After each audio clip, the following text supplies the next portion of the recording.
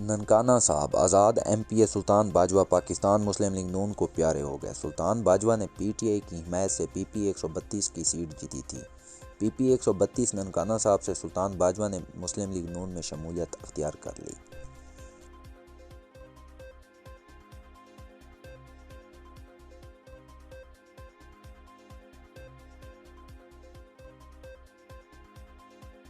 آزاد کشمیر باغ کے خوبصورت سیاحتی مقام گنگا چوٹی پر چوتھے ونٹر سپورٹ فیسٹیول کا آغاز ہو گیا۔ سیاحوں اور ونٹر سپورٹ سے وابستہ افراد کی بھرپور شرکت۔ وزیر انفارمیشن ٹیکنالوجی سردار ضیاء القمر افتتاحی تقریب کے مہمان خصوصی تھے۔ تقریب میں سیکرٹری سیاحت Rafaqat Mughal, D G support, D G سیاحت، deputy commissioner Bagh Mudassar Farooq, S P Khurram Iqbal, A D G C Syed Imran Naqvi, assistant commissioner Syed Qamar Kazmi, tehsildar Sardar Zaheer, ممبران ضلع کونسل مظفر آباد اور باغ سے نیشنل میڈیا سے وابستہ افراد سمیت عوام کی بھرپور شرکت۔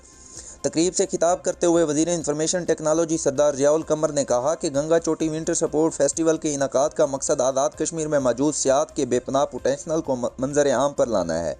آنے والے دور میں سیاحت کے شعبے کو ترقی دے کر بے روزگاری کے خاتمے اور علاقائی تعمیر و ترقی کی راہ ہموار کی جا سکتی ہے۔ ونٹر سپورٹ فیسٹیول 17 فروری تک جاری رہے گا۔ ننکانہ صاحب کے تھانہ منڈی فیض آباد کا ایس ایچ او کفایت حسین علاقے میں جگہ گیری کرنے لگا۔ متاثرہ افراد کا آئی جی پنجاب پولیس سے نوٹس لینے کا مطالبہ۔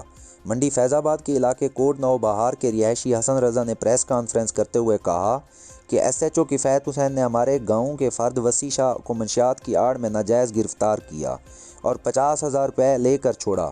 میرے مخالفین کی اعماء پر میرے خلاف جھوٹے اور بے بنیاد مقدمات درج کر کے مجھے ہراساں کر رہا ہے۔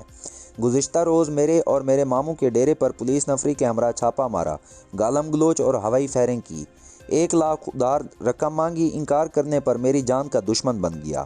ایس ایچ او کفایت حسین نے میرے مخالفین سے مل کر مجھے قتل کرنے کا منصوبہ بنایا۔ وزیر اعلیٰ پنجاب محسن نقوی اور آئی جی پنجاب پولیس واقعے کا نوٹس لیں اور مجھے انصاف دلائیں۔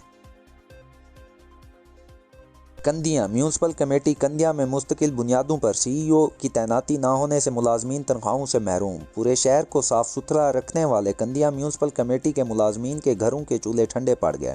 افیسران کی عدم دلچسپی اور مستقل بنیادوں پر سی ای او تعینات نہ ہونے کی وجہ سے سینٹری ورکرز کو 4 ماہ کے الاؤنس اور تنخواہیں فراہم نہ ہو سکیں۔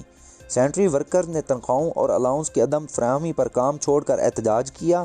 ملازمین نے مطالبہ کیا کہ ہم پورے شہر میں صفائی کرتے ہیں، لیکن جب تنخواہوں کا وقت آتا ہے تو افیسران مختلف ہیلے بہانوں سے تنخواہیں ادا نہیں کرتے۔ مہنگائی کی وجہ سے پہلے ہی ہمارے بچے بھوکے مر رہے ہیں، اوپر سے ہمیں تنخواہیں ادا نہیں کی جاتی۔ ہمارا مطالبہ ہے کہ میونسپل کمیٹی میں مستقل سی ای او تعینات کیا جائے تاکہ ہماری تنخواہیں بر وقت مل سکیں۔